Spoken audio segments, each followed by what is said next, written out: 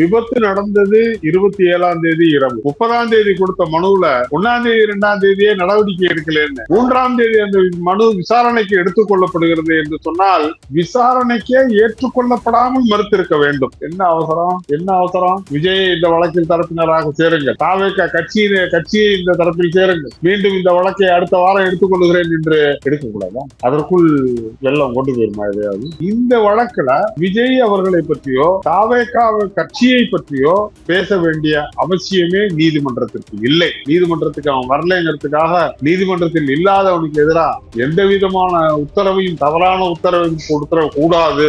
அப்போ இல்லாத ஒருத்தரை பற்றி இப்படி எல்லாம் பேசுறதுக்கு அதிகாரம் இருக்காம இல்லை என்றுதான் உச்ச நீதிமன்றம் சொல்லுகிறது. The judges have absolute and unchallengeable control over the court domain. They cannot misuse their authority by intemperate comments, undignified banter and scathing criticism of counsel, parties or witnesses. இடிச்சிட்டு ஹிட் அண்ட் ரன்ல வந்து அந்த bus ஓடி இருக்கிறது, driver பார்த்துட்டே போயிருக்காரு. Hit and run வழக்கு போட்டு அந்த பேருந்தை ஏன் கைப்பற்றல, அதை உத்தரவுலே போடுறாங்க, சீஸ் தி வெஹிக்கிள் போடுறாரு. இது சட்டத்திற்கு புறம்பான இந்த உத்தரவு என்பது சட்டத்திற்கு எதிராக இருக்கிறது. தமிழ்நாட்டு ஊடகங்கள் பேசி இருக்க வேண்டிய செய்தி இதுதான். அரசியல் காரணங்களுக்காக ஒரு சார்பு நிலையில் நின்று கொண்டு தமிழ்நாட்டு ஊடகங்கள், அது தொலைக்காட்சியாக இருந்தாலும் சரி, பத்திரிகை ஊடகங்களாக இருந்தாலும் சரி, ஒரு சார்பில் விஜய்க்கு எதிராக பேச வேண்டும் என்ற மனநிலையில் அவர்கள் பேசி இருப்பது கண்டனத்துக்குரியது. விதிக்கப்பட்டிருந்த அந்த இடைக்கால உத்தரவு என்பது தமிழக அரசால் உச்ச நீதிமன்றத்திலே மேல்முறையீடு செய்யப்பட்டிருக்கிறது. அந்த உத்தரவு என்பது இறுதியான உத்தரவு இல்லை. அந்த உத்தரவை முன்னுதாரணமாக கொண்டு இங்கே நியமிக்கப்பட்டிருக்கிற இந்த சிறப்பு புலனாய்வு குழுவின் நிலை என்னவா? Is it not conflict of orders? இந்த இரண்டு உத்தரவுகளும் ஒன்றுக்கு ஒன்று முரணானதா இல்லையா? இந்த உத்தரவில் எதை பின்பற்றுவது, எதை எடுத்துக்கொள்வது, இதைத்தானே பேசி இருக்க வேண்டும் ஊடகம். பொதுவாக ஒரு உத்தரவில் இது சட்டத்திற்கு புறம்பானது, இந்த உத்தரவுல இந்த பகுதி வந்து சரியா இல்லை அப்படின்னு விமர்சிப்பது வந்து நீதிபதியை விமர்சிப்பதாக ஆகாது. இந்த வழக்கை பொறுத்த வரைக்கும் பிரிவு 105, 110 போட்டிருக்காங்க. 90 நாட்களுக்குள் இறுதி அறிக்கையை தாக்கல் செய்தாலும், இறுதி அறிக்கை தாக்கல் செய்தால் அதற்கு பிறகு பிணையில் வரலாம், இறுதி அறிக்கை தாக்கல் செய்யப்படாவிட்டால் டிஃபால்ட் பெயில்ல வெளில வரலாம். இதுதான் அந்த வழக்கினுடைய தன்மை. ஆனந்த் அவர்களும் நிர்மல்குமார் அவர்களும் நீதிமன்றத்தில் வாதாடும் போது சொல்லுகிறார்கள், நாங்கள் நேரடியாக அந்த நிகழ்ச்சி ஏற்பாட்டில் சம்பந்தப்பட்டவர்கள் இல்லை, நிகழ்ச்சியில் நாங்கள் பங்கு கொண்டவர்கள். பாத்தியா பாத்தியா பாத்தியா, பொதுச் செயலாளர் மாவட்ட செயலை கைவிட்டு விட்டார், காட்டி கொடுத்து விட்டார், காவு கொடுத்து விட்டார். இது அரசியல் மேடை, அரசியல் பிளாப்லா. விஜய் அவர்கள் கைது செய்யப்பட வேண்டும் என்ற கோரிக்கை அரசியல் உள்நோக்கப்பட்டது. அது சட்ட ரீதியானது இல்லை. பெரிய கோயில் நடந்த சம்பவத்திற்கு டாக்டர் கலைஞர் அவர்கள் பொறுப்பு என்று இவர்கள் ஒத்துக்கொள்வார்களா? மகாமகம் குளத்தில் நடந்த விபத்திற்கு செல்வி ஜெயலலிதா அவர்கள் பொறுப்பு என்று இவர்கள் பேசுவார்களா? சென்னையிலே நடந்த விமான சாகச நிகழ்ச்சியில் நெரிசல் ஏற்பட்ட 5 பேர் இறந்து போன நிகழ்விற்கு முதலமைச்சரும் பொறுப்பு என்று இவர்கள் பேசுவார்களா? எல்லாம் பேசாத இந்த வாய்கள் இதற்கு மட்டும் பேசுகிறது என்று சொன்னால் அது அரசியல் உணர்வு. வணக்கம் டிவிகே ஆர்மி. இன்று நம்முடன் இணைந்திருக்கும் சிறப்பு விருந்தினர் மூத்த வழக்கறிஞர் திரு நல்லதுரை அவர்கள். வணக்கம் சார். வணக்கம். கரூர்ல நடந்த விபத்து, ஒரு 40க்கும் மேற்பட்டவர் வந்து பலியாயிருக்காங்க. அந்த வழக்கு, அதை தொடர்ந்து தாவேகா மீதான வழக்கு, பொதுநல வழக்குகள் போட்டிருக்காங்க. அரசு தரப்புலேருந்து பதில் கொடுத்துக்கிட்டு இருக்காங்க. இது குறித்து தான் இந்த பதிவில் வந்து உங்கள்கிட்ட நான் கேட்க போகிறேன் சார். குறிப்பிட்டு விஜய் அவர்கள் மீது நீதிபதி அவர்கள் வந்து விமர்சனம் வச்சுருக்காங்க. உயர்நீதிமன்றத்தில் வச்ச விமர்சனங்கள், செந்தில்குமார் அவர்களுடைய விமர்சனங்கள் தான் சமூக வலைதளங்களில், ஊடகங்களில் பெரிதாக பேசப்படுது. அந்த வழக்கு என்ன? முதல்ல வந்து அந்த வழக்கு என்ன? வழிகாட்டும் நெறிமுறையை தான் கேட்க போனாங்க அப்படிங்கிற மாதிரி தான் வழக்குன்னு சொல்கிறாங்க. அந்த வழக்கு என்ன? நீதிபதி அவர்கள் வந்து வரம்பு மீறி பேசுகிறாங்க அப்படிங்கிற விமர்சனத்துக்கு உங்களுடைய பதில் என்ன சார்? கரூரில் நடந்தது வந்து ஒரு விபத்து. இந்த விபத்துல இறந்து போனவங்களுக்கு நாம வந்து ஒரு மனிதாபிமான அடிப்படையில நம்முடைய இரங்கலை தெரிவித்துக் கொள்ள வேண்டியது ஒவ்வொரு மனிதன் நேசிக்கிற மனிதன் எல்லோருமே வந்து அவரோட கடமை. அது அநேகமா அதுல யாருக்கும் மாற்று கருத்து இருக்க முடியாது. இன்றைக்கு பிரச்சனைக்கு உள்ளாக்கப்பட்டிருக்கிற தாவேக அவருடைய தலைவர் விஜய் கூட நேரடியா செல்ல முடியலைன்னா கூட அவருடைய ட்விட்டர் பதிவுல தன்னுடைய இரங்கலையும் ஆழ்ந்த வருத்தத்தையும் தெரிவித்திருந்தார். ஒரு விபத்து இன்றைக்கு அரசியலாக்கப்படுகிறது. அரசியல்வாதிகளுக்கு அரசியல் செய்வது சகஜம். அதை போய் அவங்கள போய் நீங்க அரசியல் பண்ணாதீங்கன்னு சொல்ல முடியாது. ஏன்னா அவங்க அரசியல் பண்றதுக்காகவே கட்சி நடத்துறாங்க. ஆனால் நீதிமன்றங்களுக்கும் அரசு சார்ந்த அமைப்புகளுக்கும் நிறைந்த பொறுப்பு இருக்கு. அவங்களுக்கு பெரிய கடமை இருக்கு, கட்டுப்பாடு இருக்கு. எந்த ஒரு சின்ன வந்து விடுதலும் சின்ன தவறும் கூட சமூகத்துல ஒரு பெரிய விளைவை ஏற்படுத்திடும். அந்த பொறுப்பு நிச்சயமாக வந்து நீதிமன்றங்களுக்கு உண்டு, விசாரணை அமைப்புகளுக்கு உண்டு, ஊடகங்களுக்கு உண்டு. இன்றைக்கு அதை பற்றி பேசிக் கொண்டிருக்கிற உங்களுக்கும் எனக்கும் கூட அந்த சோசியல் ரெஸ்பான்சிபிலிட்டி இருக்கு. அந்த சோசியல் ரெஸ்பான்சிபிலிட்டியை யாரும் வந்து மறுத்துடவோ மறந்துட்டோ போயிடக்கூடாது. அது சமூகத்தில் மிகப்பெரிய பின் விளைவுகளை ஏற்படும். நாம இந்த வழக்கு விபத்தை விட்டுட்டு நேரடியா வந்து வழக்குக்கு வந்துட்டோம்னு பாத்தீங்கன்னாக்க, இந்த விபத்து குறித்து சென்னை உயர்நீதிமன்றத்தினுடைய தலைமை அமர்வு பிரின்சிபல் சீட்னு சொல்லக்கூடிய சென்னையில ஒரு பொதுநல வழக்கு தாக்கல் செய்யப்பட்டிருக்கிறது. அந்த பொதுநல வழக்கு டாக்டர் தினேஷ்ங்கிறவர் தாக்கல் பண்ணியிருக்கார். அவருக்கு அந்த வழக்குல அவர் கோரி இருக்கும் பரிகாரம் என்பது, இந்த மாதிரி வந்து தேசிய நெடுஞ்சாலைகள், மாநில நெடுஞ்சாலைகளும் இது வந்து இந்த மாதிரி பெரிய பெரிய கூட்டங்கள் எல்லாம் போடுறாங்க. அதற்கான அனுமதி எல்லாம் கொடுக்கப்படுது. அதனால வந்து பெரிய போக்குவரத்து நெரிசல், பொதுமக்களுக்கான தொந்தரவுகள், இந்த மாதிரியான விபத்துகள் இதெல்லாம் ஏற்படுது. ஆகையினால மாநில அரசு இந்த மாதிரியான பொதுக்கூட்டங்கள் அமைப்பதற்கு அல்லது சாலைகளிலே வந்து ரோட் ஷோன்னு இன்றைக்கு சொல்லப்படுகிற அந்த நிகழ்ச்சிகள் எல்லாம் நடத்தப்படுவதற்கான ஒரு வழிகாட்டு ஒழுங்குமுறை உருவாக்க வேண்டும். எஸ்ஓபின்னு சொல்றாங்க, ஸ்டாண்டர்ட் ஆபரேஷன் ப்ரொசீஜர்ஸ். அந்த வந்து அதை உருவாக்கணும் அப்படின்னு சொல்லி நான் வந்து மற்ற மாநில அரசுக்கு மனு கொடுத்தேன். அவங்க இன்னும் அது சம்பந்தமா நடவடிக்கை எடுக்கல அப்படின்னு சொல்லி அந்த வழக்கு தாக்கல் செய்யப்படுகிறது. அடிப்படையிலேயே அந்த வழக்கு தாக்கல் செய்ய முடியுமா, அந்த வழக்கு விசாரணைக்கு ஏற்றுக்கொள்ளக்கூடிய தன்மை உள்ளதா அப்படிங்கிறதெல்லாம் கூட ஒரு வழக்கறிஞரா என்ன கேட்டா முடியாதுன்னு தான் சொல்லுவேன். ஏன்னா விபத்து நடந்தது 27ஆம் தேதி இரவு, 28ஆம் தேதி ஞாயிற்றுக்கிழமை மனு கொடுத்திருக்க முடியாது. 29ஆம் தேதி திங்கட்கிழமை பரபரப்பான சூழ்நிலையில் ஓடிச்சு. 30ஆம் தேதி அவர் தான் வந்து தமிழக அரசினுடைய தலைமைச் செயலாளருக்கு நான் வந்து மனு கொடுத்ததா அந்த மனுவில் சொல்லியிருக்கிறதா சொல்லப்படும். 30ஆம் தேதி மனு கொடுத்து அந்த மனு சரியான அதிகாரிகளுடைய கவனத்துக்கு போனுச்சா, அவருடைய பரிசீலனையில் எடுத்துக்கொள்ளப்பட்டதா, அந்த மனுவிற்கு அவர் என்ன பதிலளித்தார் அல்லது வந்து மறுத்து விட்டாரா, பரிசீலனையில் உள்ளதா இல்லையா, இதுக்கெல்லாம் ஒரு கால அவகாசம் கொடுக்கணுங்கிறது தான் உச்ச நீதிமன்ற உயர் நீதிமன்றத்தின் ஆயிரக்கணக்கான தீர்ப்புகளை சொல்லணும். 30ஆம் தேதி கொடுத்த மனுவுல 1ஆம் தேதி 2ஆம் தேதியே நடவடிக்கை எடுக்கலன்னு 3ஆம் தேதி முன்னதாகவே அந்த மனுவை நீதிமன்றத்தில் தாக்கல் செய்து 3ஆம் தேதி அந்த மனு விசாரணைக்கு எடுத்துக்கொள்ளப்படுகிறது என்று சொன்னால், அதை நான் வந்து ஒரு வழக்கறிஞரா நீதிமன்றத்தின் நடவடிக்கையை வந்து விமர்சிப்பதிலே ஒரு ரெஸ்ட்ரெயின்டா இருக்கணுங்கிறதுக்காக நான் என்னுடைய கருத்துக்களை நான் கட்டுப்படுத்துவேன். காரணம், எத்தனையோ வழக்குகள் வழக்கறிஞரா இருக்கும் பொழுது எத்தனையோ வழக்குகளை தாக்கல் செய்யறோம்.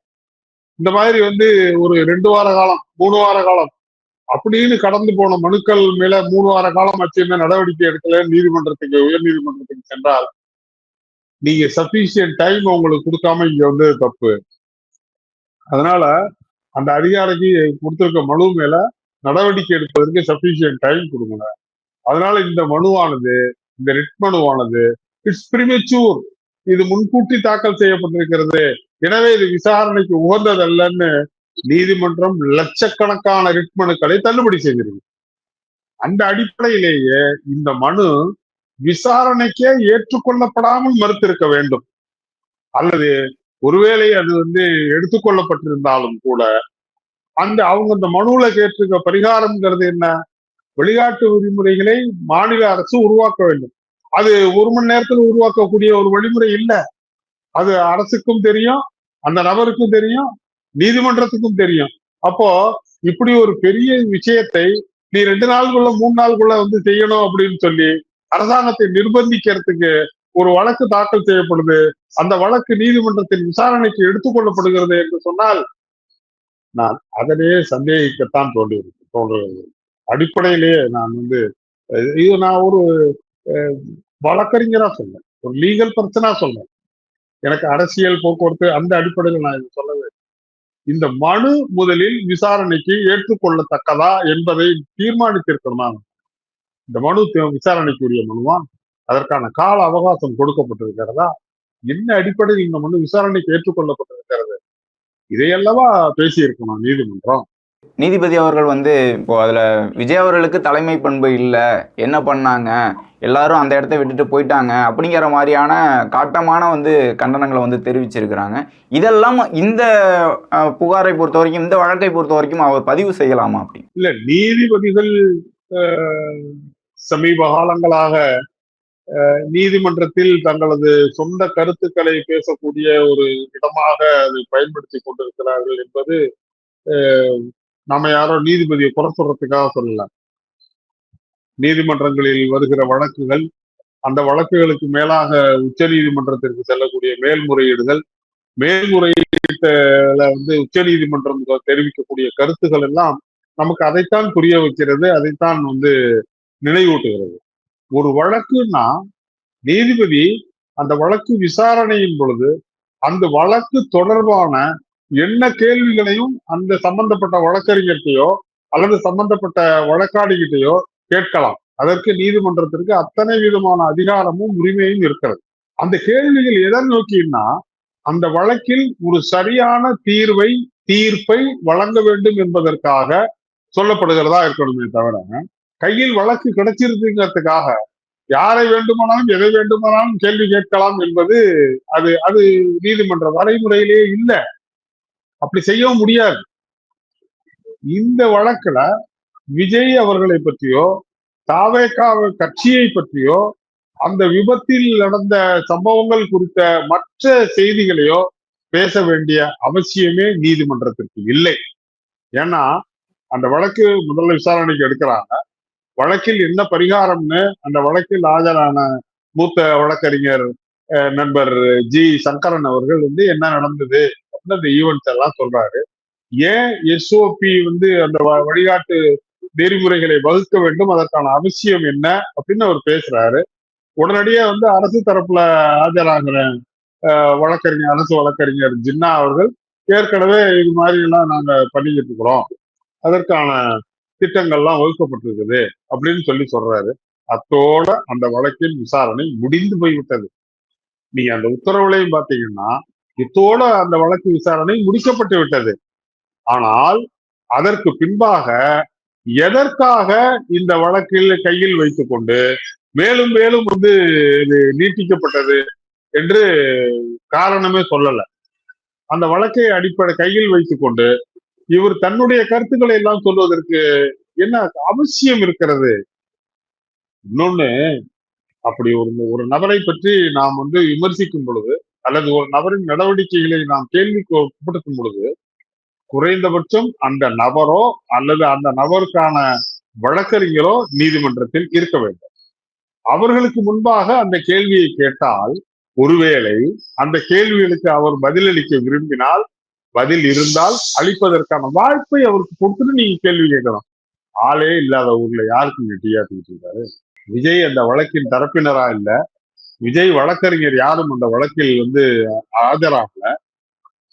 அப்ப அன்டிபெண்டடா இருக்கிற ஒருத்தரை பற்றி நீதிமன்றம் பேசலாமான்னா நீதிமன்றத்தின் விதியே என்ன சொல்லுதுன்னா, நீதிமன்றத்திற்கு ஒரு பரிகாரம் கோரி வருகிறவனை விட, நீதிமன்றத்தில் ஆஜராயிருக்கிற நபரை விட, நீதிமன்றத்திற்கு வராதவனின் அவனோட interest has to be protected அப்படிங்கிறாங்க. நீதிமன்றத்துக்கு அவன் வரலைங்கிறதுக்காக நீதிமன்றத்தில் இல்லாதவனுக்கு எதிராக எந்த விதமான உத்தரவையும் தவறான உத்தரவையும் கொடுத்துட கூடாது. நீதிமன்றம் அந்த விஷயங்களில் ரொம்ப ரொம்ப கவனமாகவும் ஜாக்கிரதையாகவும் வழக்குகளை கையாளணுங்கிறதா நீதிமன்ற விதிமுறை. அப்போ இல்லாத ஒருத்தரை பற்றி இப்படி எல்லாம் பேசுறதுக்கு அதிகாரம் இருக்கான்னா இல்லை என்றுதான் உச்ச நீதிமன்றம் சொல்லுகிறது. இது முதல் முறை இல்லை. இது மாதிரி ஆயிரக்கணக்கான வழக்குகள் இந்திய நீதிமன்றங்கள்ல, உயர் நீதிமன்றங்கள்ல, மற்ற நீதிமன்றங்கள்ல நடந்து அது உச்ச நீதிமன்றம் வரைக்கெல்லாம் வந்து மேல்முறையீடுகள் எடுத்து செல்லப்பட்டு பல வழக்குகள் தீர்ப்பு சொல்லப்பட்டிருக்கு. எந்த வழக்கிலையும் உச்ச நீதிமன்றம் அப்படி அவங்க பேசுறது சரிதான், அவங்க அப்படிதான் பேசுவாங்க, அதை நீங்க பொறுத்துக்கதான் வேணும்னு எந்த வழக்கிலையும் உச்ச நீதிமன்றம் நீதிபதி அவர்கள் இதிலே வந்து இன்னும் நிறைய விஷயங்களை பேசியிருக்காரு. விஜய் அவர்கள் மீது ஏன் வழக்கு பதிவு செய்யலை, ஏன் எஃப்ஐஆர் போடலை, அதே போல அவருடைய வாகனம் வந்து மோதிட்டு போயிருக்கு, ஹிட் அண்ட் ரன் வந்து வழக்கு பதிவு செஞ்சு அந்த பேருந்தை வந்து பறிமுதல் செய்யணும் அப்படிங்கிற மாதிரி, அதெல்லாம் ஏன் செய்யல அப்படிங்கிற மாதிரியான கேள்விகளும் கேட்டிருக்காரு. இது குறித்து உங்களுடைய பதில் என்ன சார்? அதாவது நான் முதல்ல இந்த இதை சொல்லிடுறேன், அதுக்கு நான் பதில் சொன்னேன். இதே மாதிரி ஏற்கனவே ஒரு வழக்குல ஏஎம் மாத்தூர் வெர்சஸ் பிரமோத் குமார் குப்தா அப்படிங்கிற ஒரு வழக்கு. இந்த வழக்குலையும் பாத்தீங்கன்னா இப்படிதான், அதாவது நீதிமன்றத்துல வழக்கைக்கு சம்பந்தமில்லாத விஷயம் சம்பந்தமா டெரகேட்டரி ரிமார்க்ஸ் என்று சொல்லக்கூடிய, அதை ஒருத்தரை வந்து பாதிக்கக்கூடிய அளவில் அவருடைய இமேஜை வந்து கெடுக்கக்கூடிய அளவிலான கேள்விகள் அல்லது சம்பாஷணைகள் நீதிமன்றத்தில் நடந்திருக்கு. இந்த மாதிரியான ரிமார்க்ஸ் எல்லாம் எக்ஸ்பென்ஸ் நீக்கணும் அப்படின்னு சொல்லி அந்த வழக்கு உச்ச நீதிமன்றத்துக்கு போனுச்சு. அந்த வழக்குல உச்ச நீதிமன்றம் சொல்லும் பொழுது சொல்றாங்க, the judges have absolute and unchallengeable control over the court domain. அந்த நீதிமன்றத்தை நடத்தக்கூடியதுக்கான அத்தனை அதிகாரங்களுக்கும் நீதிபதிகளுக்கு இருக்கிறது என்பதை நாங்கள் ஒத்துக்கொள்ளுகிறோம். They cannot misuse their authority by intemperate comments, undignified banter and scathing criticism of counsel, parties or witnesses. ஆனால் அப்படி ஒரு அதிகாரம் இருக்குங்கிறத வந்து கையில் எடுத்துக்கொண்டு அந்த அதிகாரத்தை தவறாக பயன்படுத்தி வழக்காடியையோ வழக்கில் ஆஜராகக்கூடிய சாட்சிகளையோ வழக்கறிஞர்களையோ பேசக்கூடாது, அதற்கு அந்த அதிகாரம் பயன்படுத்தக்கூடாது, அது தவறுன்னு சொன்னதோட இல்லாம we concede that the court has inherent power to act freely upon its own conviction on any matter coming before adjudication, but it's a general principle of the highest importance to the proper administration of justice that derogatory remarks ought not to be made against persons, authorities whose conduct comes into consideration unless it is absolutely necessary for the decision of the case in hand. அப்ப என்ன அர்த்தம்? இப்படி பேசக்கூடாது, ஒருத்தரை பற்றி தனிப்பட்ட முறையில விமர்சிக்கவே கூடாது, அன்லெஸ் அந்த விமர்சனம் என்பது அந்த வழக்கை சரியாக தீர்மானிப்பதற்கான தீர்ப்பு எழுதுவதற்கான அப்சல்யூட் நெசசிட்டி, ரொம்ப அடிப்படை தேவையாக இருந்தால் ஒழிய பேசக்கூடாது. நான் கேட்கிறேன் நீதியரசர் அவர்களே, விஜய்க்கு தலைமை பண்பு இல்லை என்ற தங்களது கூற்றுக்கும் இந்த வழக்கில் வழிகாட்டு வழிமுறைகளை அரசு ஏற்படுத்த வேண்டும் என்று கோருகிற கோரிக்கைக்கும் தீர்ப்பு செய்வதற்கு இந்த கமெண்ட், இந்த டெரகேட்டரி கமெண்ட் ரிமார்க்ஸ் எந்த விதத்தில் அப்சல்யூட்லி நெசசரி என்று நீதியரசர் தனது உத்தரவில் தெரிவித்திருக்க வேண்டாமா? தெரிவித்திருக்கிறாரா? அந்த உத்தரவில் அது பற்றியான டிஸ்கஷன் இருக்கிறதா? நாளை நீதிமன்றம் சொல்லலாம் அப்படியெல்லாம் உத்தரவில் நாங்கள் போடவில்லை என்று. உத்தரவில் போடாத செய்திகளும் இருக்கிறது, உத்தரவில் வராத கோர்ட்டில் நடந்த சம்பாஷணைகளும் இருக்கிறது. அதுக்கு நான் அடுத்த வழக்கு சொல்ல, அது அதே கரூர் சார்ந்த வழக்கு. 21 நடந்த தேர்தல் சம்பந்தமாக அன்றைக்கு அதிமுக வேட்பாளராக இருந்த திரு எம்.ஆர். விஜயபாஸ்கர் இந்திய தேர்தல் கமிஷன் தலைமை ஆணையர் மீது அந்த வழக்கை உயர்நீதிமன்றத்தில் கொடுத்திருந்தார். அது பொதுநல வழக்காக வந்தது. அந்த வழக்குல அன்றைய சென்னை உயர்நீதிமன்றத்தினுடைய தலைமை நீதிபதி சஞ்சீப் பானர்ஜி இருந்தாரு, அவரோட துணை நீதிபதியாக செந்தில்குமார் அமர்ந்திருந்தார். அதில் கல்கத்தாவில வந்து இறந்து போன கோவிட்-19 இறந்து போனதுக்கு காரணம் தேர்தல் ஆணையம் அதனுடைய கோவிட்-19 விதிமுறைகளை சரியாக பின்பற்றலை என்று ஒரு கமெண்ட் கொடுத்தாங்க. அந்த கமெண்ட் பத்திரிகைகளில் வந்தது, ஆனால் அந்த அந்த வழக்கின் உத்தரவில் இல்லை. நீதிமன்றத்தில் பேசப்பட்டதாக பத்திரிகைகளில் செய்திகள் வந்து பரப்பப்பட்டது, மீடியாக்கள் இந்த செய்தி வந்தது. இப்படியாக அந்த மாதிரி சொல்லி எங்களை வந்து அவமரியாதை பண்றாங்க அப்படின்னு சொல்லி அந்த ரிமார்க்ஸை எக்ஸ்பென்ஸ் பண்ணணும்னு சொல்லி chief election commissioner of India இந்திய உச்ச நீதிமன்றத்திலே வழக்கு தாக்கல் செய்தார். அந்த வழக்கு உச்ச நீதிமன்றத்தில் தீர்ப்பளிக்கும் போது இது உத்தரவுல இல்லாதது, வாய்மொழியாக பேசப்பட்டிருக்கிறது, அதை நாங்க வந்து நீக்கிறதுக்கான அவசியம் இல்லை, அப்படி ஒண்ணு இல்ல, அத்துறையில இருந்தால் நாங்கள் நீக்கலாம், அது தேவையில்லைன்னு சொல்லிட்டு இந்த மாதிரி தேவையில்லாத கருத்துக்களை பேசுவது சம்பந்தமா உச்ச நீதிமன்றம் அந்த வழக்குல chief election commissioner of India versus MR Vijayabaskar என்ற வழக்கில் சொல்லும் பொழுது, we must emphasize the need for judges to exercise caution in off-the-cuff remarks in open court, which may be susceptible to misinterpretation. Language, both on the bench and in judgment, must comport with judicial propriety. Language is an important instrument of judicial process which is sensitive to constitutional values. Judicial language is a window to a conscience sensitive to constitutional ethos. இப்படி பல விஷயங்களை உச்ச நீதிமன்றம் சொல்லுகிறது. நான் கேட்கிறேன், உச்ச நீதிமன்றத்தின் தீர்ப்புகளை, வழிகாட்டல்களை, உத்தரவுகளை உயர் நீதிமன்றமே பின்பற்ற மாட்டேன், நான் அதை பத்தி கவலைப்பட மாட்டேன் என்று சொல்லும் பொழுது, மற்ற நீதிமன்றத்தின் உத்தரவுகளை எளிய மக்கள், சாதாரண மக்கள் எப்படி பின்பற்றுவார்? இப்படி ஒரு தீர்ப்பை உச்ச நீதிமன்றம் வழங்கி இருக்கிறது, நீதிமன்றத்தில் வழக்கு தொடர்பான சம்பந்தமில்லாத விஷயங்களை பேசக்கூடாது என்று நீதியரசர் செந்தில்குமார் அவர்களுக்கு தெரியாதா? நீதிமன்றத்தினுடைய கண்ணியத்தை காப்பாற்றி இருக்க வேண்டாமா? இல்ல, நாங்க அது மாதிரியே பேசல, அது மாதிரிலாம் இல்ல, பத்திரிகைகளும் மீடியாக்கள்லயும் தவறாக அந்த செய்தி ஒளிபரப்பப்படுதுன்னா, இந்நேரம் நீதிமன்றம் தாமாக முன்வந்து வழக்கை எடுத்து எந்தெந்த பத்திரிகைகள், எந்தெந்த ஊடகங்கள் இப்படி தவறான செய்தியை வெளியிட்டாங்களோ அவர்கள் மேல் நடவடிக்கை எடுத்திருக்க வேண்டாமா? விஜய் தலைமை பண்புள்ளவரா அப்படின்னு நீதிபதி கேட்டார் அப்படின்னு பத்திரிகைகளிலும் தொலைக்காட்சிகளிலும் அந்த செய்தி நீதிபதி பேரை போட்டு, நீதிபதி படத்தை போட்டு ஒளிபரப்பாகி இருக்கிறது. நாம் அதன் அடிப்படையில் பேசுகிறோம். உத்தரவில் இல்லை என்றாலும் அந்த செய்தி ஒளிபரப்பப்பட்டிருக்கிறது. ஒருவேளை நீதியரசர் அவர்கள் அப்படி பேசவில்லை என்று சொன்னால், அந்த ஒளிபரப்பிய தொலைக்காட்சிகள் மீதும் வெளியிட்ட பத்திரிகைகள் மீதும் உயர் நீதிமன்றம் என்ன நடவடிக்கை எடுக்க போகிறது என்பதுதான் நமக்கு. இது ஒரு பக்கம், இதை நம்ம விட்டுருவோம். அடுத்தது, இப்ப நீங்க கேட்டீங்க, விபத்து ஏற்பட்டிருக்கிறது, அந்த விபத்தில் ஏன் வழக்கு போடலாம் கேட்டாங்க. பொதுவா சாலை விபத்துகள் அப்படின்னு நீங்க எடுத்துக்கிட்டீங்கன்னு சொன்னா, அதை என்ன செய்யணும், அதுக்கு எப்படி வழக்கு பதிவு செய்யணும் அப்படிங்கறதெல்லாம் சட்டத்துல இருக்கு.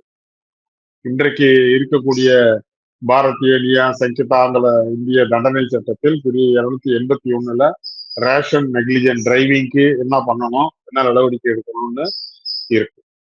அதே மாதிரி death cost ration negligent act, ஒரு செயலினால் இறப்பு ஏற்பட்டால் என்ன மாதிரியான வழக்கு பதிவு செய்யணும், அதற்கு என்ன தண்டனை அப்படின்னு சொல்லி அதே பாரதிய நியாய சங்கிதாவோட பிரிவு 106(1) சொல்றாங்க. 106(2) ஒரு வாகனத்தை ஓட்டி செல்லும் ஓட்டுநர் தனது கவனக்குறைவால் அதிவிரைவாக வேகமாக ஓட்டி சென்று ஒரு இறப்பை ஏற்படுத்திவிட்டு அந்த இறப்பு பற்றி அருகில் உள்ள காவல் நிலையத்திலேயோ அருகாமையில் உள்ள நீதிமன்றத்திலேயோ தெரிவிக்காமல் அவர் ஓடி போயிடுவார் என்று சொன்னால், அவர் மீது வழக்கு பதிவு செய்து விசாரணை நடத்தி அவரை தண்டனை கொடுக்கலாம். அந்த தண்டனை என்பது அதிகபட்சமாக 10 ஆண்டுகள் வரை சிறை தண்டனை கொடுக்கலாம்னு பிரிவு 106(2) சொல்லுகிறது. ஆனால் 10 ஆண்டுகள் சிறை தண்டனை கொடுக்கக்கூடிய குற்றமாக அது இருந்தாலும் கூட அது பிணையில் விடக்கூடிய குற்றமாகத்தான் சட்டம் சொல்லுகிறது. அந்த பிரிவு சொல்லுது. 106(2) சொல்லும் பொழுது அது பெயிலபிள் செக்ஷனா தான் சொல்லணும். 10 ஆண்டுகள் வரை கொடுக்கலாம். ஆனாலும் அது மேஜிஸ்ட்ரேட் கோர்ட்ல நடக்கக்கூடியது. Offense causing death by negligence is cognizable, bailable and non-compatible and triable by magistrate of first class. அப்படிதான் சட்டம் சொல்லுது. இப்போ இந்த சட்டத்தினுடைய பின்னணியில பாத்தீங்கன்னா, நீதியரசர் அவர்கள் சொல்லுகிறார், இடிச்சிட்டு ஹிட் அண்ட் ரன்ல அந்த பஸ் ஓடி இருக்கிறது, அந்த டிரைவர் பார்த்துட்டே போயிருக்காரு, ஏன் அந்த பஸ் மேல நீங்க நடவடிக்கை எடுக்க? ஹிட் அண்ட் ரன் வழக்கு ஏன் போடல? ஹிட் அண்ட் ரன் வழக்கு போட்டு அந்த பேருந்தை ஏன் நீங்க கைப்பற்றல? அதை ஏன் அத உத்தரவுலயே போடுறாங்க, சீஸ் தி வெஹிக்கிள் போடுற. சீஸ் தி வெஹிக்கிள் வாகனத்தை பறிமுதல் செய்வது. நான் கேட்கிறேன், அது ஒரு பெயிலபிள் அஃபென்ஸ். அந்த டிரைவரை கைது பண்ணாலே பெயிலபிள் அஃபென்ஸ், உடனடியா வெளியில விட்டாங்க. அந்த வாகனமும் அப்ப அது பெயிலபிள் தான். ஒரு பெயிலபிள் அஃபென்ஸ்ல வாகனத்தை பறிமுதல் செய்யணும்னு சொன்னா நீதிமன்றம் என்ன சொல்ல வருகிறது என்று புரிந்து கொள்ள முடியும். அல்லது இது வேறு விதத்தில் சொல்லணும்னா இது சட்டத்திற்கு புறம்பானது. இந்த உத்தரவு என்பது சீஸ் வெஹிக்கிள் என்று சொல்லியிருப்பது சட்டத்திற்கு எதிராக இருக்கிறது. இப்படி பண்ண முடியும். இன் கேஸ் ஆஃப் டெத்னா இறந்து போனவன் வந்து கம்ப்ளைண்ட் கொடுக்க முடியாது. அப்ப யாரோ அந்த சம்பவத்தை பார்த்தவன் கம்ப்ளைண்ட் கொடுக்கலாம். இல்ல இறந்து போனதுக்கு அப்புறம் சிசிடிவி கேமரால பார்த்துட்டு ஒருத்தர் இறந்து போயிருக்காரு, இவர் யாரு, என்ன யாராவது சந்தேகம் பண்ணணும், அந்த அடிப்படையில போலீஸ் விசாரணை செய்து இது ஹிட் அண்ட் ரன்னு, இந்த வெஹிக்கிள் தான் இடிச்சிருக்குதுன்னு அந்த வெஹிக்கிளை கைது செய்து அந்த வெஹிக்கிள் ஓட்டுநரை கைது செய்து சட்ட நடவடிக்கை எடுத்தார். ஆனால் இந்த சம்பவத்தில், குறிப்பிட்ட சம்பவத்தில் யாரும் இறந்து போனதாக தகவல் இல்லை. அந்த வாகன ஓட்டிகள் 2 பேர் மேல மோதிட்டாங்கன்னு சொல்றாங்க. அந்த 2 பேரும் வந்து இறந்து போனதாக செய்தி இல்லை. அந்த 2 நபர்களும் எந்த காவல் நிலையத்திலும் என் மீது இந்த வாகனம் மோதிவிட்டது என்று புகார் செய்யவில்லை. உண்மையில் அந்த வீடியோ காட்சிகளை பார்க்கும் பொழுது திரு விஜய் அவர்கள் சென்ற வாகனத்தின் மீது அந்த 2 வாகனங்கள் வந்துதான் உளுந்து கீழே விழுவுறதாக காட்சிகள் பார்க்க முடிகிறது. அப்போ எந்த வெஹிக்கிள் எப்படி விழுந்தாலும் அஃபெண்டிங் வெஹிக்கிள் பெரிய வெஹிக்கிள தான் போடுறதுங்கிறது ஒரு போலீஸ் லாஜிக். அந்த அடிப்படையில் வந்து நீதிமன்றம் சொல்லுகிறதா? இதெல்லாம் வந்து யாரை வச்சுக்கிட்டு சொல்லணும்? அந்த எதிரிகளை எதிர் நிறுத்தி அவர்களுக்கு உண்டான வழக்கறிஞர்களை நிறுத்தி அவர்கள்ட்ட இந்த கேள்விகளை கேட்டுருக்கோம். அவங்க வந்து கோர்ட்டை கன்வின்ஸ் பண்ற அளவுக்கு பதில் சொல்லலைன்னா நீங்க எந்த உத்தரவும் பண்ணலாம். ஆனால் எதிரியே இல்லை. அவசர அவசரமா வந்து அந்த வழக்கில் அந்த காவல்துறை ஆய்வாளர் தரப்பினராக சேர்க்கப்படுகிறார். 3ஆம் தேதி விசாரணைக்கு வருகிறது. காவல் ஆய்வாளர் சோமோட்டோவாக அந்த வழக்கில் தரப்பினராக சேர்க்கப்படுகிறார். அவர்கிட்ட எந்த கேள்வியும் கேட்கல. அவர் தரப்பில் அரசு வழக்கறிஞர்கள் எந்த பதிலும் சொல்லல. என்ன நடந்தது அப்படிங்கிற விவரம் ஏதோ நீதிமன்றத்தில் அவர்கள் தாக்கல் செய்யவும் இல்லை. வீடியோ ஃபுட்டேஜ்னு சொல்லி மீடியாவில் வந்த ஃபுட்டேஜ்கள் மட்டும் அங்க வந்து பதிவு செய்யப்பட்டிருக்கிறது. உடனடியாக அதன் அடிப்படையிலேயே வழக்கு தாக்கல் செய்யணும் உத்தரவிடப்படுகிறது. ஆனால் இன்னொரு தரப்பு, முக்கியமான தரப்பு, நீங்க சொல்ற அந்த குற்றம் செய்த நபர்கள் தரப்பு, அந்த உத்தரவுல சொல்றாங்க இந்த வழக்கில் வந்து விஜய் தரப்பினர் இல்லை, தாமக தரப்பினர் இல்லை எல்லாம் சொல்ற நீதியரசர் அவர்கள் என்ன அவசரம் விஜய் இந்த வழக்கில் தரப்பினராக சேருங்கள், தாவேக கட்சியை இந்த தரப்பில் சேருங்கள், மீண்டும் இந்த வழக்கை அடுத்த வாரம் எடுத்துக்கொள்ளுகிறேன் என்று எடுக்கக்கூடாதா? அதற்குள் வெள்ளம் கொண்டு போயிருமா எதையாவது? இல்லையா? நீ யோசிச்சு பாருங்க, எதற்கு இவ்வளவு அவசரம்? நான் ஒன்றை மட்டும் சொல்லுவேன், அவர் விடுமுறை கால நீதிபதி, அந்த ஒரு நாள் மட்டும்தான் விடுமுறை கால நீதிமன்றம். திங்கட்கிழமைக்கு மேலாக இந்த வழக்குகள் வேறு வேறு நீதிபதிக்கு போகலாம். இப்படியான சந்தர்ப்பத்தில் தான் விமர்சனங்கள் வந்து சரியா தவறா அது வேற. ஆனால் ஏன் விமர்சனங்கள் எழுகிறது என்று சொன்னால் இப்படியான சந்தர்ப்பத்தில் தான் விமர்சனங்கள் எழுகிறது.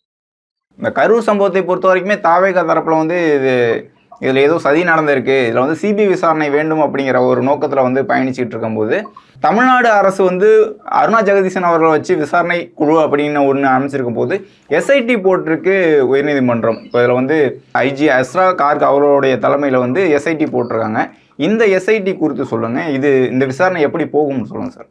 இல்ல, நான் ஒரு வழக்கறிஞராக இந்த வழக்குகளை பார்க்கும் பொழுது சென்னை உயர் நீதிமன்றத்தில் ஒரு வழக்கு, மதுரை அமர்வில் 2 நிவாரணங்களுக்கான மனுக்கள் தாக்கல் செய்யப்படும். ஒன்று தாவேக்காருடைய பொதுச் செயலாளர் திரு சி ஆனந்த் அவர்களும் நிர்மல்குமார் அவர்களுக்குமான பிணை வழக்கு ஒன்று வருகிறது. இன்னொன்று சிபிஐக்கு இந்த வழக்கை வந்து மாற்றணும், அவர்களுக்கு வழங்கப்பட்டிருக்க இழப்பீடு அதிகபட்சமாக கொடுக்கணும் அப்படின்னு சொல்லி 2 வழக்குகள் தாக்கல் செய்யப்படும். பிணை வழக்கு நீதியரசர் ஜோதிராமன் அவர்கள் முன்பாக வருகிறது. இந்த மற்ற வழக்குகள் பொதுநல வழக்காக 2 நீதிபதிகள் அமர்வில் ஜஸ்டிஸ் தண்டபாணி அவர்களும் ஜஸ்டிஸ் ஜோதிராமன் அவர்களும் அமர்ந்திருக்கிற அமர்வில் வரும். முதலில் நீங்க கேட்டிருக்கிற கேள்விக்கு பார்ப்போம். சிபிஐ விசாரணை வேண்டும் அப்படின்னு சொல்லி வழக்கு தாக்கல் செய்யறாங்க. அந்த வழக்குல வந்து நீதிபதிகள் விசாரணை செய்யறாங்க. அதுதான் குறிப்பிட்டு சொல்ல வேண்டியது என்னன்னா, விசாரணை முடிந்த பிறகு விசாரணை உத்தரவிலே இருக்கு. அவங்க என்ன சொல்றாங்க? The court took into account that investigation is at nascent stage, அதாவது ஆரம்ப தொடக்க நிலையில் இருக்கிறது. And no allegation had been raised either with regard to investigation or the interference of the state or missionary. இந்த வழக்கின் விசாரணை தொடக்க நிலையில் இருக்கிறது. விசாரணை தவறான வழியில் செல்கிறது. அரசின் தலையீடு இருக்கிறது. அரசு எந்திரத்தின் தலையீடு இருக்கிறது என்று எந்த தரப்பிலும் விசாரணை குறித்த குற்றச்சாட்டு இல்லை. மேலும்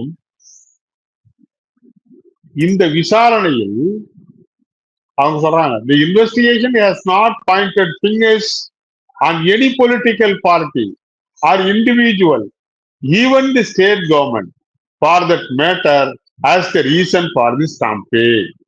இதுதான் ரொம்ப ரொம்ப முக்கியம். தமிழ்நாட்டு ஊடகங்கள் பேசி இருக்க வேண்டிய செய்தி இதுதான். அரசியல் காரணங்களுக்காக ஒரு சார்பு நிலையில் நின்று கொண்டு தமிழ்நாட்டு ஊடகங்கள், அது தொலைக்காட்சியாக இருந்தாலும் சரி, பத்திரிகை ஊடகங்களாக இருந்தாலும் சரி, அல்லது சமூக வலைதள ஊடகங்களாக இருந்தாலும் சரி, ஒரு சார்பில் விஜய்க்கு எதிராக பேச வேண்டும் என்ற மனநிலையில் அவர்கள் பேசி இருப்பது கண்டனத்துக்குரியது. ஆனால் உயர் நீதிமன்றம் என்ன சொல்லி இருக்கிறது? இந்த விசாரணை தொடக்க நிலையில் இருக்கிறது. ஆனால் இந்த விசாரணையில் இந்த அரசியல் கட்சியோ, இந்த நபரோ அல்லது அரசாங்கமோ சம்பவத்திற்கு, விபத்திற்கு காரணம் என்று எவரையும் கை காட்டவில்லை. அதுதான் சொல்றாங்க.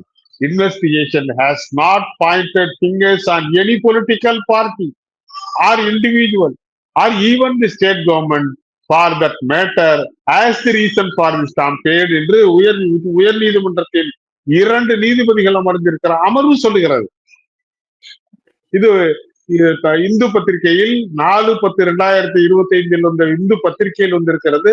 அதனுடைய இணையதள பதிவில் இந்த செய்தி இருக்கிறது. நான் கேட்கிறேன், ஐயா நீதியரசர் செந்தில்குமார் அவர்கள், நீங்க சிறப்பு புலனாய்வு குழு அமைத்திருக்கிறீங்க.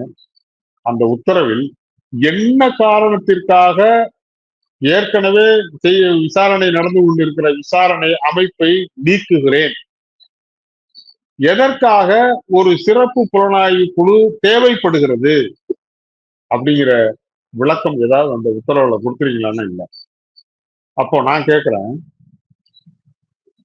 இந்த விசாரணை சரியான முறையில் செல்லவில்லை, ஆகவே சிபிஐ வேண்டும், விசாரணை வேண்டும் என்று மதுரை அமர்விலே தாக்கல் செய்யப்பட்ட வழக்கிலே அமர்வு நீதிபதிகள் 2 நீதிபதிகள் அமர்ந்து அப்படி எந்த குற்றச்சாட்டும் இல்லை, இந்த விசாரணை தொடக்க நிலையில் இருக்கிறது, இந்த விசாரணையில் யாரை ஒருத்தரையும் வந்து குற்றம் சாட்டப்படவில்லை, எனவே இந்த விசாரணையை நீக்கிவிட்டு சிபிஐயோ சிபிசிஐடியோ அல்லது வேறு மாற்று விசாரணை அமைப்பிற்கு இந்த வழக்கை மாற்ற வேண்டிய அவசியம் இல்லை என்று சொல்லி இருக்கிற உத்தரவு மதுரையிலே. ஆனா இந்த விசாரணை அமைப்பை நீக்கிவிட்டு ஒரு சிறப்பு புலனாய்வு குழு அமைக்க வேண்டும் என்று உத்தரவு பிறப்பிக்கப்பட்டிருப்பது சென்னை அமர்விலே. Is it not conflict of orders? இந்த 2 உத்தரவுகளும் ஒன்றுக்கொன்று முரணானதா இல்லையா? இந்த உத்தரவில் எதை பின்பற்றுவது, எதை எடுத்துக்கொள்வது? இப்படி ஒரு முரண்பட்ட உத்தரவுகளை பிறப்பிப்பது முறையா? இது சரி, அது தவறுன்னு நான் சொல்லல. எப்படியா இருந்தாலும் இந்த உத்தரவுகளுக்கு மேலாக உச்சநீதிமன்றத்தில் மேல்முறையீடு செல்லத்தான் போகிறது. உச்சநீதிமன்றம் தனது கருத்துக்களை இது குறித்து சொல்லத்தான் போகிறது. இது முரண்பாடு இல்லையா? எந்த உத்தரவை எடுத்துக்கொள்வது சொல்லுங்க. இதைத்தானே பேசி இருக்க வேண்டும் ஊடகங்கள், இதைத்தானே விமர்சித்திருக்க வேண்டும் ஊடகங்கள். ஆனால் இன்றைக்கு ஊடகங்கள் ஊடக தர்மத்தை மறந்து ஒரு நிலைப்பாட்டில் ஒரு சார்பாக பேசுவது என்பது நியாயம் இல்லை.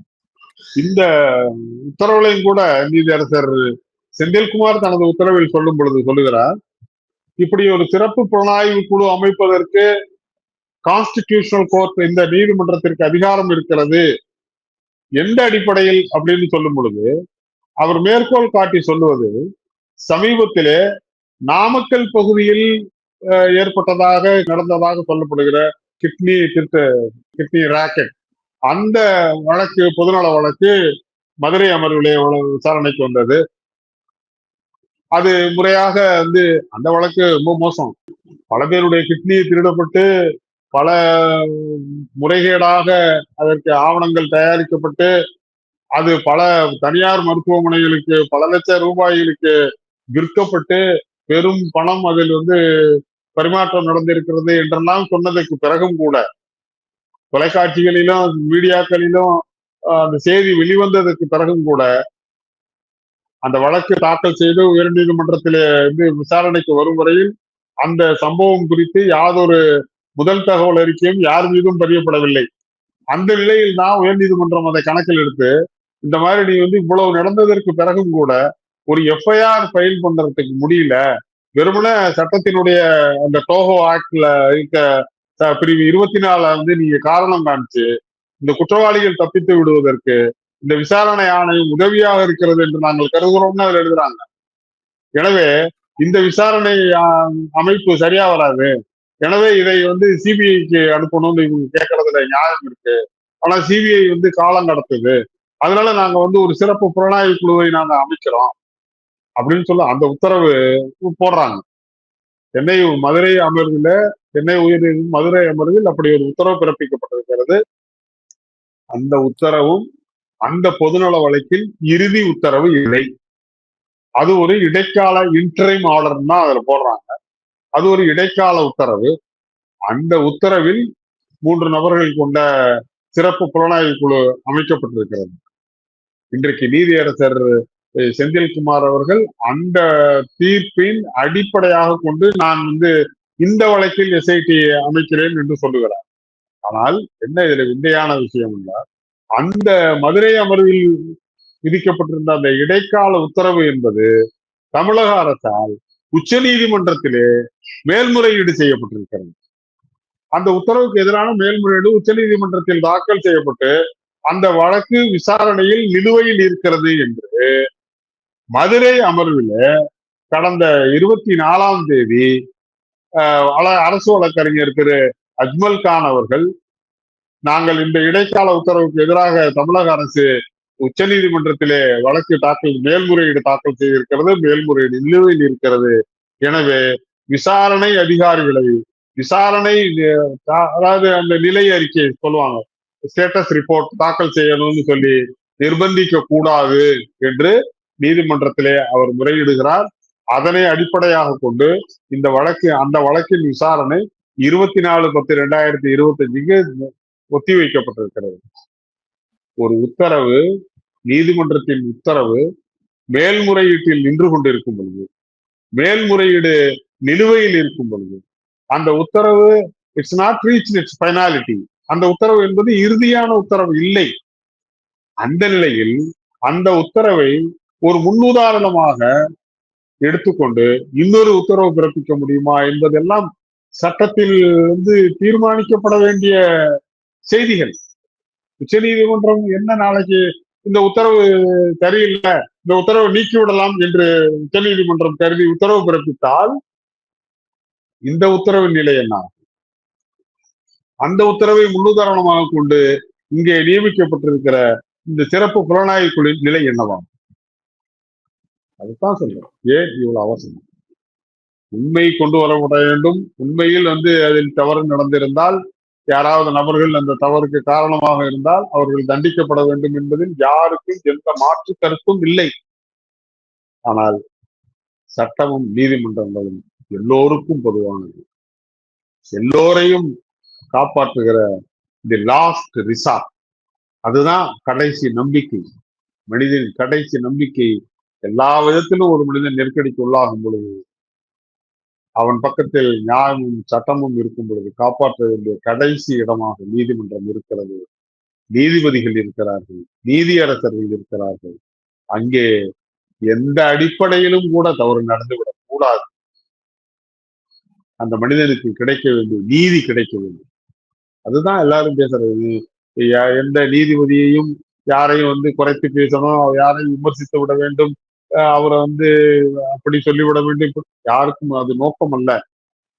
ஒரு நல்லெண்ணத்தின் அடிப்படையில் உண்மை வெளிக்கொண்டு வரப்பட வேண்டும். ஒருவேளை இது விபத்தாக இல்லாமல் இதில் அந்த விபத்துக்கு வேறு ஏதாவது உள்நோக்க காரணங்கள் இருக்குமானால் அது கொண்டு வரப்பட வேண்டும் என்பதில் யாருக்கும் மாற்று கருத்து இல்லை. அதே போல இது மாதிரியான விபத்துகள் இனி எதிர்காலத்தில் நடக்கக்கூடாது.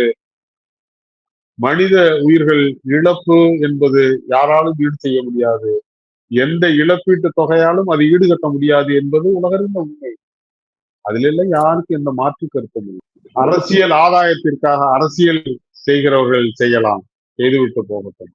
ஆனால் அரசின் கடமை, அரசு என்பது ஒரு ஆட்சி, ஒரு அரசியல் கட்சியினால் ஆளப்பட்டாலும் கூட அரசு என்பது தனக்கு வாக்களித்தவன், தனக்கு எதிர்க்கட்சியாக இருந்தவன், தன்னை எதிர்த்து போட்டியிட்டவன் எல்லாருக்குமானதுதான் ஒரு அரசு. அந்த அடிப்படையில் அரசும் செயல்பட வேண்டும், நீதிமன்றமும் செயல்பட வேண்டும் என்பதுதான் எல்லோருடைய எதிர்பார்ப்பு, கருத்தும் நம்பிக்கை. இப்போ கரூரை பொறுத்த வரைக்கும் கரூர் மாவட்ட செயலாளர் வந்து கைது செய்யப்பட்டிருக்காரு. சிடிஆர் மீது வழக்கு பதிவு செய்யப்பட்டிருக்கு. அதே போல் ஆனந்த் அவர்கள் மீதும் வழக்கு பதிவு செய்யப்பட்டிருக்கு. அவங்கள வந்து தனிப்படை தேடிக்கிட்டு இருக்குங்கிற ஒரு சூழலில் இந்த சம்பவத்தை பொறுத்த வரைக்கும் இவர்களுக்கு வந்து சிறை தண்டனையோ அல்லது அபராதமோ அல்லது இந்த வழக்கு அடுத்த கட்டமாக நகரும் போது என்ன மாதிரியான ஒரு நடவடிக்கை இருக்கும் அப்படிங்கிறத சொல்லுங்க சார்.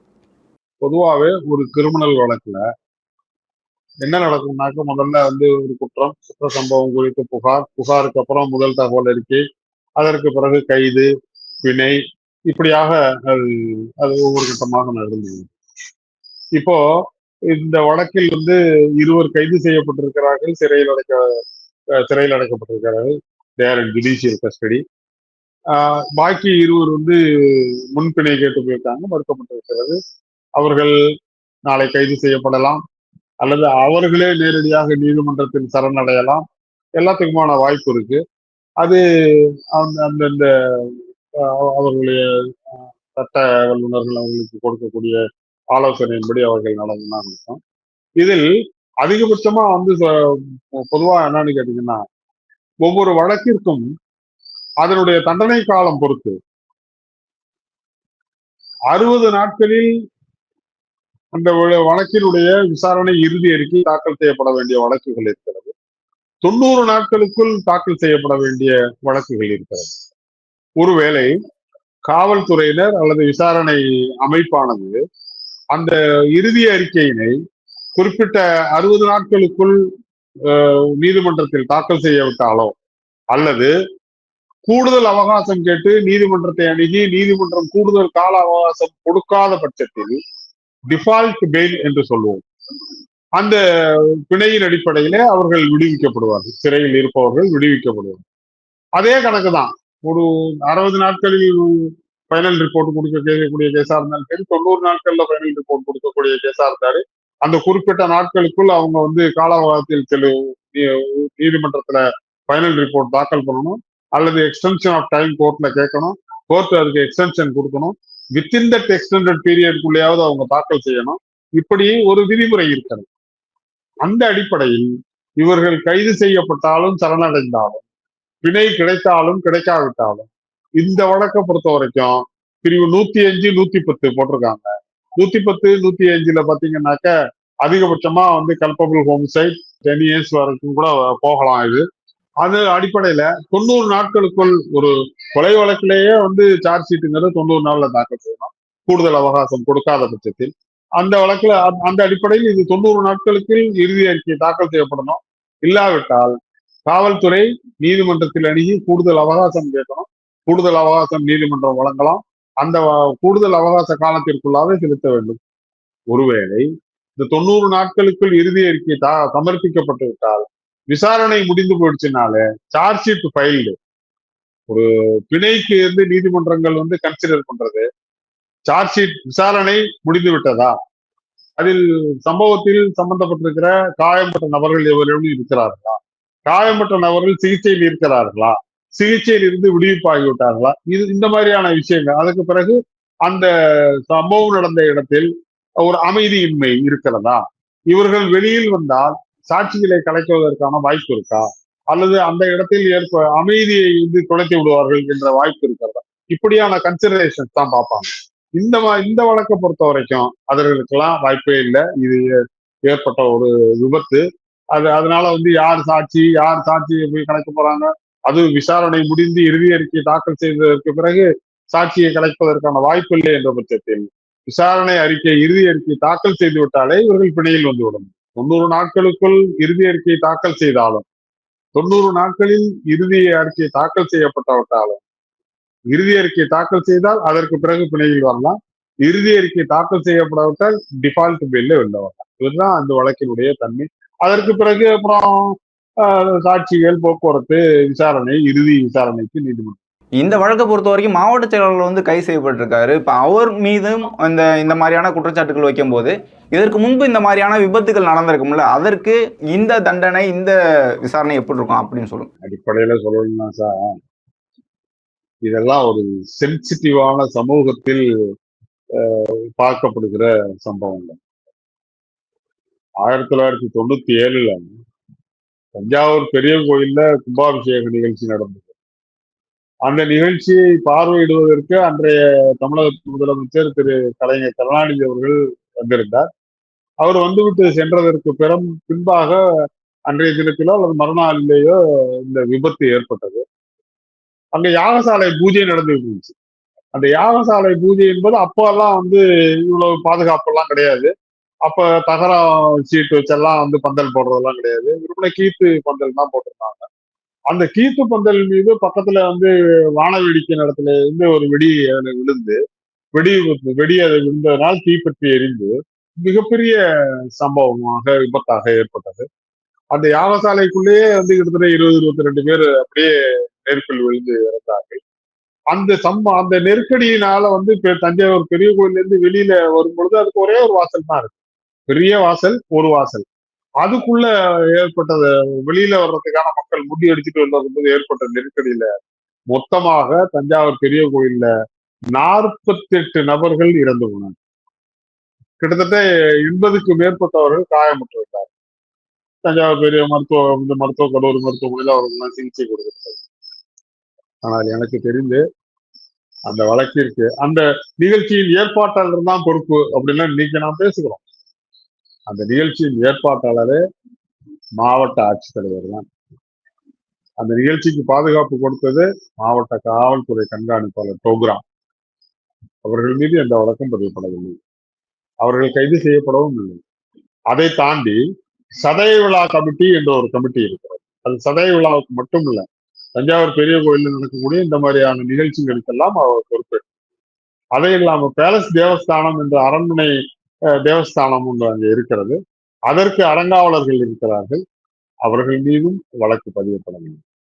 அது ஒரு விபத்தாக கருதப்பட்டு அரசு இழப்பீடு வழங்கியது. அன்றைக்கு முதலமைச்சர் கலைஞர் அவர்கள் இறந்தவர்களுக்கு 1 லட்சம் ரூபாய் இழப்பீடும், காயம்பட்டவர்களுக்கு காயத்தின் தன்மைக்கு ஏற்ப 10,000 இருந்து 50,000 ரூபாய் வரைக்கும் இழப்பீடு கொடுத்தாங்க. அப்போ அது முடிஞ்சது.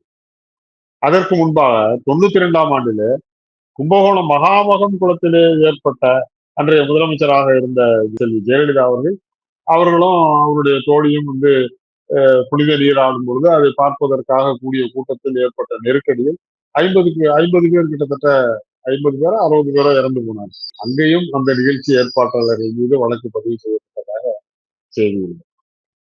ஆனால் இன்றைக்கு தான் நாம் பேசுகிறோம், நிகழ்ச்சி ஏற்பாட்டாளர் தான் நிகழ்ச்சியில் நடந்த அத்தனைக்கும் பொறுப்பு என்று. இது முன்னர் காலத்தில் அது பின்பற்றப்பட்டிருக்கிறதா? இப்படியான கேள்வி அன்றைக்கு அம்மையார் ஜெயலலிதாவை பார்த்தோ அல்லது முதல்வர் கலைஞரை பார்த்தோ கேள்வி எழுப்பப்பட்டிருக்கிறதா என்றால் ஏற்பட்டதாக, கேள்வி எழுப்பியதாகவோ பதிலளித்ததாகவோ வரலாற்று ஆவணங்கள் இல்லை. இன்றைக்கு தான் இதெல்லாம் பேசுகிறோம். காலம் மாறி இருக்கிறது என்று சொல்வதா அல்லது அரசியல் மாறி இருக்கிறது என்று சொல்வதா என்று புரியும். அந்த அடிப்படையில் தான் இந்த நிகழ்ச்சியின் ஏற்பாட்டாளராக இருந்த இவர்கள் 4 மீதும் இந்த வழக்கு பதிவு செய்யப்பட்டிருக்கிறது. நிகழ்ச்சியில் நேரடியான நிகழ்ச்சி, அதாவது நிகழ்ச்சிக்கு பொறுப்பு அப்படிங்கிறது வேற.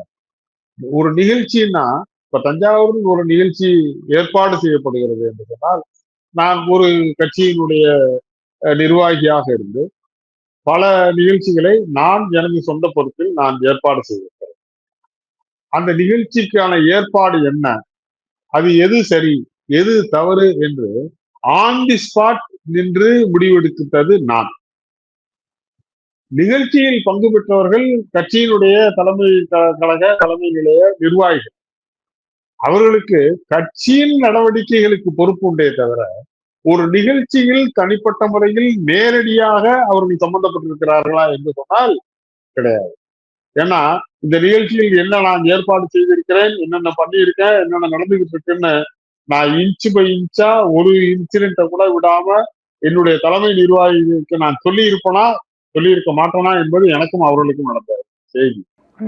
அந்த அடிப்படையில் தான் இந்த பிணை மனுவில் கூட ஆனந்த் அவர்களும் நிர்மல்குமார் அவர்களும் நீதிமன்றத்தில் வாதாடும் போது சொல்லுகிறார்கள், நாங்கள் நேரடியாக அந்த நிகழ்ச்சி ஏற்பாட்டில் சம்பந்தப்பட்டவர்கள் இல்லை, நாங்கள் கட்சியின் தலைமை நிலைய பொறுப்பாளர்கள், நிகழ்ச்சியில் நாங்கள் பங்கு கொண்டவர்கள், ஆனால் நிகழ்ச்சியில் நேரடியாக ஏற்பாட்டாளர்கள் அவர்கள் இருவரும் கைது செய்யப்பட்டு விட்டார்கள். அவர்கள் அந்த விபத்திற்கு பொறுப்பானவர்களா இல்லையா என்பது வழக்கின் இறுதி விசாரணையில தெரியும். ஆனால் இன்றைக்கு இந்த வழக்கில் நேரடியாக இவர்கள் சம்பந்தப்பட்டவர்களா என்றால் இல்லை. அது ஏன் அந்த அடிப்படையில வழக்கறிஞர்கள் வாதாடுகிறார்கள், இது போன்ற விபத்து, அதாவது நெக்லிஜென்ஸ் டியூ டு நெக்லிஜென்ஸ் அப்படின்னு கூட வச்சுக்கணும்.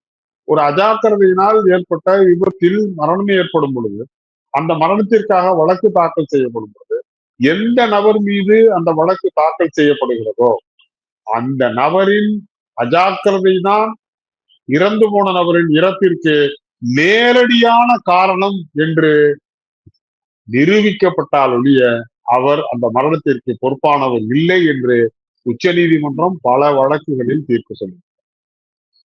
அந்த உச்ச நீதிமன்ற தீர்ப்புகளின் அடிப்படையில் தான் இவர்கள் இந்த விபத்திற்கு நேரடியாக சம்பந்தப்பட்டவர்கள் இல்லை, எனவே இவர்கள் பிணையில் விடலாம் என்ற அடிப்படையில் தான் வாதம் எடுத்து வைக்கப்பட்டிருக்கிறது. என்னை பொறுத்தவரை அது சரியான வாதமாகத்தான் தோன்றுகிறது. நீதிமன்றத்தில் நாம் சட்ட அனுகூலங்களை பெறுவதற்கு வாதம் செய்வது என்பது வேறு, அரசியல் மேடைகளிலே பேசுவது என்பது வேறு. இங்க உடனே அப்படி வாதம் பண்ணாங்கன்னு பாத்தியா பாத்தியா பாத்தியா பொதுச் செயலாளர் மாவட்ட செயலரை கைவிட்டு விட்டார், காட்டி கொடுத்து விட்டார், காவு கொடுத்து விட்டார். இது அரசியல் மேடை, அரசியல் பிளாப்லா, அதுக்கெல்லாம் பதில் சொல்ல. இப்போ விஜய் அவர்கள் கைது செய்யப்படணும் அப்படின்ட்டு நீதியரசர் அவர்களும் அதில் பேசியிருக்காரு. அதே போல் கட்சியினரும் சொல்லிட்டு இருக்காங்க. குறிப்பிட்டு திருமாவளவன் அவர்கள் ஏன் இந்த நடவடிக்கை எடுக்கல அப்படிங்கிற கேள்விகளை கேட்குறாங்க. அதுக்கு பதிலாக திமுகவோட பொதுச்செயலாளர் இருக்கக்கூடிய துரைமுருகன் அவர்கள் தேவைப்பட்டால் கைது செய்வோம் அப்படின்னு சொல்கிறாங்க. இது அரசியல் காரணமாக பேசக்கூடிய இந்த நிகழ்வு எப்படி சார் பார்க்குறீங்க? விஜய் அவர்கள் மீது கைது நடவடிக்கை இருக்கணும் அப்படின்னு சொல்லக்கூடிய நிகழ்வு எப்படி பார்க்குறீங்க? விஜய் அவர்கள் கைது செய்யப்பட வேண்டும் என்ற கோரிக்கை அரசியல் உள்நோக்கம் கொண்டது, அது சட்ட ரீதியானது இல்லை. நீங்க அந்த சம்பவங்களை குரோனாலாஜிக்கலா பாத்தீங்கன்னா, விபத்து நடந்த அன்று இரவு தமிழக முதலமைச்சர் கரூர் செல்கிறார், மருத்துவமனைக்குள்ள போய் இறந்து போனவர்களை பார்க்கிறார், காயம்பட்டவர்களை பார்க்கிறார், ஆறுதல் சொல்கிறார், அரசு இயந்திரத்தை முடுக்கி விடுகிறார். பின்னால் பத்திரிகையாளரை சந்திக்கிறார். பத்திரிகையாளர்கள் கேள்வி எழுப்புகிறார்கள், விஜய் கைது செய்யப்படுவாரா, விஜய் மீது வழக்கு பதிவு செய்வீர்களா என்று சொல்லுகிறார். கேள்வி எழுப்பப்படுகிறார். அதற்கு அவருக்கு சொன்ன தெளிவான பதில், விசாரணை ஆணையம் அமைக்கப்பட்டிருக்கிறது, விசாரணை ஆணையத்தின் அறிக்கையினை பெற்று அந்த அறிக்கையின் அடிப்படையில் சட்ட நடவடிக்கைகள் மேற்கொள்ளப்படும் என்று சொல்லிட்டு செஞ்சுட்டாரு. திருப்பி கேள்வி கேட்டும் பொழுது, உங்களுடைய அரசியல் அபிலாஷைகளுக்கு நான் பதில் சொல்ல முடியாது என்று தெளிவாக. அப்படி அமைக்கப்பட்டிருக்கிற நீதியரசர் திருமதி அருணா ஜெகதீசன் அவர்கள் ஆணையம் இதுதான் அறிக்கை சமர்ப்பிக்கவில்லை ஒன்று. எனவே அறிக்கை சமர்ப்பிக்கப்படாத நிலையில் விஜய் அவர்கள் மீது ஏதாவது குற்ற நடவடிக்கை எடுக்க வேண்டும் அல்லது அரசு எடுக்கிறது என்று சொன்னால் அது முதலமைச்சர் அவர்கள் கொடுத்த வாக்குறுதிக்கு முரணானது. இந்த செய்தியை கேட்டதற்கு பின்பும் திருமாவளவன் அவர்களும் இன்னும் மற்ற அரசியல் கட்சியை சார்ந்தவர்களும் விஜய் ஏன் கைது செய்யப்படவில்லை, தமிழ்நாடு அரசுக்கு தெம்பு இல்லையா, தமிழ்நாடு திமுகவுக்கும் தாவேகாவுக்கும் அண்டர்ஹேண்ட் டீலிங் இருக்கா, இப்படியெல்லாம் அரசியல் ஆதாயத்திற்காக கொச்சையாக பேசுவது என்பது வருத்தத்துக்குரியது மட்டுமல்ல, கண்டனத்துக்குரியது. விஜய் அவர்கள் அந்த கட்சியினுடைய தலைவர். அவர் அந்த நிகழ்ச்சியில் கலந்து கொண்ட சிறப்பு பேச்சாளர், சிறப்பு அழைப்பாளர். ஒரு சிறப்பு அழைப்பாளருக்கும் நிகழ்ச்சியினுடைய ஏற்பாட்டிற்கும் ஏதாவது சம்பந்தம் உண்டா என்று சொன்னால், என்னை பொறுத்தவரையில் பல நிகழ்ச்சிகளை நான் ஏற்பாடு செய்வது என்ற முறையில் சொல்லுவேன், நிச்சயமாக இல்லை. அப்படி இருக்கும் பொழுது நேரடியாக விஜய் எப்படி பொறுப்பு? அந்த சம்பவம், அந்த விபத்திற்கு விஜய் தான் பொறுப்பு என்று சொன்னால், நான் திருமாவளவன் அவர்களையும் மற்றவர்களையும் பார்த்து கேட்பேன், பெரிய கோயில் நடந்த சம்பவத்திற்கு டாக்டர் கலைஞர் அவர்கள் பொறுப்பு என்று இவர்கள் ஒத்துக்கொள்வார்களா? மகாமகம் குளத்தில் நடந்த விபத்திற்கு செல்வி ஜெயலலிதா அவர்கள் பொறுப்பு என்று இவர்கள் பேசுவார்களா? சென்னையிலே நடந்த விமான சாகச நிகழ்ச்சியில் நெரிசல் ஏற்பட்ட 5 பேர் இறந்து போன நிகழ்விற்கு விமானப்படை தலைவரும் பாதுகாப்புத்துறை அமைச்சரும் அங்கே உட்கார்ந்திருந்த கவர்னரும் அங்க உட்கார்ந்திருந்த முதலமைச்சரும் பொறுப்பு என்று இவர்கள் பேசுவார்களா? அவர்கள் மீது வழக்கு பதிவு செய்யப்பட வேண்டும், கைது செய்யப்பட வேண்டும் என்று பேசுவார்களா? இன்றைக்கு சமீபத்திலே எண்ணூரிலே ஏற்பட்டிருந்த விபத்தில் ஏற்பட்டு 9 பேர் இறந்திருக்கிறார்கள். அந்த நிகழ்விற்கு எண்ணூர் தெர்மல் பவர் ஸ்டேஷனுடைய எம்டி பொறுப்பு. அந்த மின்சாரத்தை வாங்குகிற மின்சார வாரியத்தின் தலைவர் பொறுப்பு என்று பேசுவார்களா? மௌலிவாக்கத்திலே கட்டடம் இடிந்து விழுந்து 48 பேர் மண்ணோடு மண்ணாக புதையுண்டார்கள். அந்த கட்டிடத்திற்கு அனுமதி கொடுத்தது சிஎம்டிஏ. சிஎம்டிஏயும் அதனுடைய தலைமையில் தான் அந்த கட்டிட விபத்திற்கு பொறுப்பு என்று அவர்கள் கைது செய்யப்பட்டார்கள். கட்டிடத்தை கட்டிய அந்த பொறியாளர்கள் மட்டும்தான் வழக்கே பதிவு செய்யப்பட்டது. இதற்கெல்லாம் பேசாத இந்த வாய்கள் இதற்கு மட்டும் பேசுகிறது என்று சொன்னால் அது அரசியல் நோக்கம். இப்போ இந்த சம்பவத்துக்கு பிறகு சமூக வலைதளங்களில் எழுதக்கூடியவர்கள், அதே போல ஊடகங்களில் பேசக்கூடிய பத்திரிகையாளர்கள், இவங்கெல்லாம் வந்து கைது செய்யப்படக்கூடிய ஒரு நிகழ்வு நம்ம பார்க்க முடியுது. இந்த நிகழ்வை வந்து அரசு எப்படி பார்க்குது? இந்த கைது நடவடிக்கை, இந்த மாதிரியான செயல்களை வந்து எப்படி பார்க்குறீங்க சார்?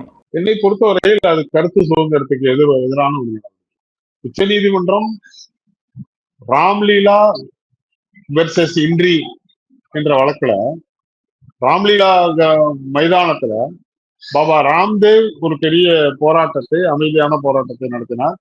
காத்திருப்பு போராட்டம். இரவில் தூங்கி கொண்டிருக்கும் பொழுது அந்த கூட்டத்தை கலைப்பதற்காக அரசு, அன்றிருந்த அரசு காவல்துறை ஏவி தூங்கி கொண்டிருந்த நபர்கள் மீது தடியடி நடத்தி பெரிய கலவரம் ஏற்பட்டது. அதில் 4 நபர்கள் அங்கேயே இறந்து போனார்கள். அந்த வழக்கை உச்சநீதிமன்றம் தாமாக முன்வந்து அந்த வழக்கை கையில் எடுத்து விசாரணை செய்து அந்த வழக்கில் சொன்னது, மனிதனின் அடிப்படை உரிமை என்பது பேச்சு சுதந்திரம், கருத்து சுதந்திரம் மட்டுமல்ல, இரவில் அமைதியாக உறங்குவதும் கூட அவனுடைய அடிப்படை உரிமை. அதை தடுப்பதற்கு, அதை பறிப்பதற்கு எந்த அரசாங்கத்திற்கும் எந்த அதிகாரமும் இல்லை என்று குறிப்பிட்ட அந்த வழக்கிலே உச்சநீதிமன்றம் சொல்லுகிறது. ஒரு அரசின் திட்டங்களை, அரசின் நடவடிக்கைகளை ஆதரித்து பேசுவது மட்டும் அடிப்படை உரிமை அல்ல. அரசின் திட்டங்கள், அரசின் நடவடிக்கைகள் மக்களுக்கு எதிராக இருப்பதாக கருதினால் அந்த அரசின் திட்டங்களை, நடவடிக்கைகளை, அரசை விமர்சிப்பதும் கூட அடிப்படை உரிமைதான் என்று உச்ச நீதிமன்றம் அந்த வழக்கிலே தெளிவுபடுத்துகிறது. இந்த சம்பவத்தை பற்றி பலவாறான செய்திகள் இருக்கிறது. இவர்கள் சொல்லுகிறார்கள் தவறான செய்தியை, வதந்தியை, உண்மை இதுதான் என்று சொன்னதற்கு பிறகுதான் அதற்கு மாற்றாக சொல்வது தவறாகவோ அல்லது வதந்தியாகவோ இருக்க முடியும். இன்னும் உண்மை என்னவென்றே தெளிவுபடுத்தாத நிலையில் தவறான செய்தியை பரப்புகிறார்கள் என்ற அடிப்படையில் வழக்கு பதிவு செய்வதும், கைது செய்வதும், அது தொடர்பாக நடவடிக்கைகள் மேற்கொள்வது என்பது இந்திய அரசியல் சாசன சட்டம் வழங்கி இருக்கிற கருத்து சுதந்திரத்திற்கு, பேச்சு சுதந்திரத்துக்கு, எழுத்து சுதந்திரத்துக்கு எதிரான நடவடிக்கை. இதனை அரசு கைவிட வேண்டும். இப்போ நீதிபதி அவர்களை குறித்தும், அதே போல அவர்களுடைய தீர்ப்பு குறித்தும், அவர்கள் சொல்லக்கூடிய கருத்து குறித்தும் எந்த ஒரு கருத்தும் சொல்லக்கூடாது அப்படிங்கிற பல்வேறு பதிவுகள் வந்துகிட்டு இருக்கு. பல்வேறு நபர்கள் அதை பதிவு பண்ணிட்டு வராங்க. இப்ப தீர்ப்பை விமர்சிக்க கூடாதா அல்லது நீதிபதி அவர்களுடைய கருத்தே விவாதிக்க கூடாதா சார்? தீர்ப்புகள் விமர்சனத்திற்கு உட்பட்டது. விமர்சனம் என்பது குட் கமெண்ட்ஸ் என்று சொல்லுகிறார்கள். அது உள்நோக்கத்தோடு அந்த நீதிபதியினுடைய இன்டெகிரிட்டியை குற்றம் சொல்வதாக, குறை சொல்வதாக இருக்கக்கூடாது. பொதுவாக ஒரு உத்தரவில் இது சட்டத்திற்கு புறம்பானது, இந்த உத்தரவுல இந்த பகுதி சரியா இல்ல அப்படின்னு விமர்சிப்பது நீதிபதியை விமர்சிப்பதாக ஆகாது. ஆனால் நீதிபதியை தனிப்பட்ட முறையில் விமர்சிப்பது அது கண்டனத்துக்குரியது. அது கண்டெம்ட் ஆஃப் ஆக்ட் சட்டத்திற்கு உட்பட்டதுதான். எனவே நீதிபதியை விமர்சிப்பது தவறு. நீதிமன்ற உத்தரவுகளை சட்டத்தின் பார்வையோடு, சட்டத்தின் கண்ணோட்டத்தோடு ஒரு ஃபேர் கமெண்ட் என்று சொல்லக்கூடிய நிலையில் உத்தரவுகள் விமர்சிக்கப்படலாம், விவாதிக்கப்படலாம். அதில் தவறு. சரிங்க சார். எவ்வளவு நேரம் உங்களுடைய நேரத்தை ஒதுக்கி உங்களுடைய கருத்துக்களை தெரிவித்ததற்கு மிக்க நன்றி. நன்றி.